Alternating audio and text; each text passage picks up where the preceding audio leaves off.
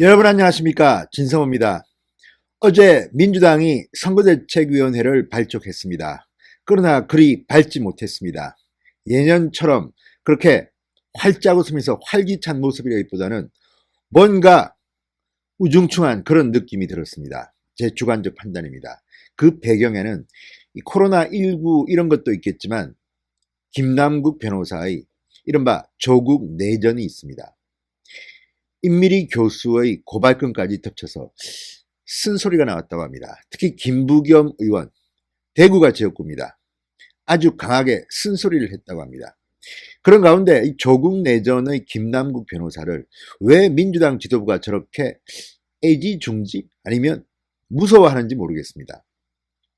자, 이렇게 심각하다고 김혜영 최고위원 등이 공개적으로 비판했지만 민주당 지도부 공천관리위원회는 김남국을 어떻게 하지 못하고 있습니다. 기껏 나온 소리가 금태섭, 김남국 모두 소중한 자원들이다.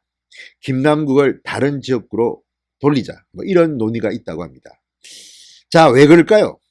여기에 대해서 또 우리 요즘 가장 잘 나가는 논객 진중권 씨가 아주 면도날 분석을 했습니다. 그런데 뭔가 알고서 한 건지 아니면 정말 넘겨짚은 것인지 이 말을 듣는 이해찬 대표, 양정철 민주연구원장 부들부들 떨겠습니다. 상당히 충격적인 발언을 했습니다.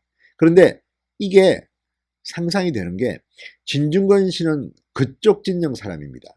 따라서 뭔가 알고서 한 이야기 아닐까요? 아무튼 여기에는 정봉주 전 의원까지 등장합니다. 왜 지금 민주당 지도부가 이렇게 비판이 나오는데 김부겸도 김혜영도 다 한마디씩 거드는데 김남국을 어찌할지 몰라 할까요?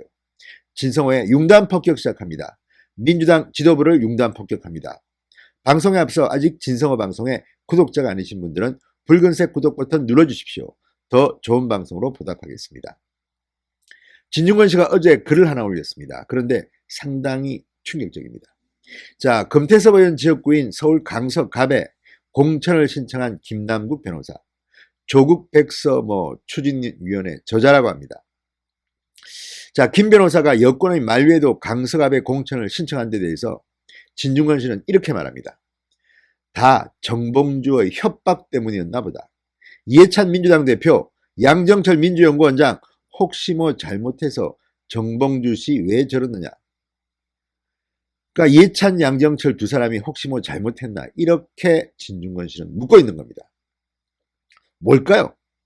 자, 진중권 전 교수 페이스북 글에서 김남국 변호사가 공천 신청을 앞두고 정봉주 전 의원과 통화한 사실을 거론하며 민주당 지도부가 김 변호사를 정리하지 못하는 것이 이해가 안 됐는데 그게 다 정봉주의 협박 때문이었나 보다 이렇게 말했습니다. 김남국 변호사도 지금 믿는 구석이 있다는 말입니다. 그 믿는 구석은 정봉주의 협박 아닌가 이렇게 진중권 씨는 분석하고 있습니다. 가능한 얘기도 합니다. 그렇지만 진중권 씨가 구체적인 물증을 대기는 힘들 겁니다. 자, 진중권 씨는 말합니다. 정봉주 전 의원이 유튜브 방송에 나와서 민주당이 강서갑 선거구에서 금 의원과 김 변호사 경선을 붙이지 않을 경우 중대결단을 하겠다. 중대결단, 협박 같습니다. 이렇게 말한 것을 언급하면서 뭔가 폭로할 게 있다는 얘기인데 이 대표, 양 원장 혹시 잘못했나? 이렇게 묻습니다. 정봉주 전 의원이 말하는 중대결단을 하겠다. 무슨 뜻일까요? 양심선언이라도 한다는 걸까요? 양정철, 이해찬 두 사람이 진짜 뭔가 잘못한 게 있나요? 그걸 정봉주 전 의원이 알고 있다는 이야기인지 진중권 씨는 묻고 있는 겁니다. 자, 진중권 전 교수, 김남국 변호사 공천 신청을 김남국 협박 공천 사건 이렇게 불렀습니다. 김남국 협박 공천 사건.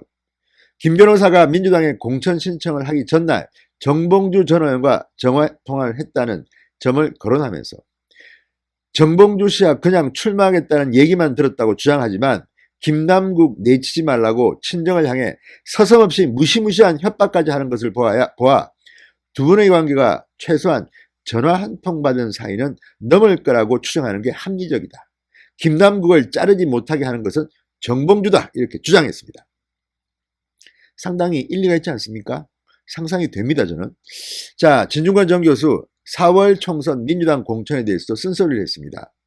문석균, 김의겸, 정봉주 잘 정리해 나가다가 딱 김남국에서 걸렸다. 이 친구 주저앉히고 노무현의 가롯 유다, 김민석만 정리하면 심기일전에서 한번 해볼 만도 했는데 김남국 때문에 민주당이 완전히 수렁에 빠졌다. 이렇게 말했습니다. 자, 김민석 전 의원도 같은 당 현역 국회의원 신경민 의원하고 지금 서울 영등포에서 상당히 치열한 경쟁을 벌이고 있습니다. 심지어 신경민 의원이 권장숙 여사를 만난 이야기까지 합니다. 영등포이 중요한 지역인데 공천 경선인가요? 뭐 이렇게 말했다고 전하기도 했습니다. 민주당의 공천이 점점 오리무중 아주 흙탕물 속으로 빠지는 건 아닌가. 제가 걱정한 일은 아니지만 이런 생각이 듭니다. 그리고 지금 미디어를 차지하는 것은 김남국 대 금태섭. 조국 내전입니다. 조국 내전. 이렇게 되면 서울 수도권 선거 민주당 점점 간표 요인만 늘어납니다. 어떤 사람은 만약에 금태섭이 출마하면 서울 강서갑에서 문재인 지지자들은 다른 경쟁자인 통합당을 찍을 거라는 말까지 나오고 있습니다. 이 정도로 문재인 지지자, 대깨문 문바라고 부르는 이들의 파워는 막강합니다.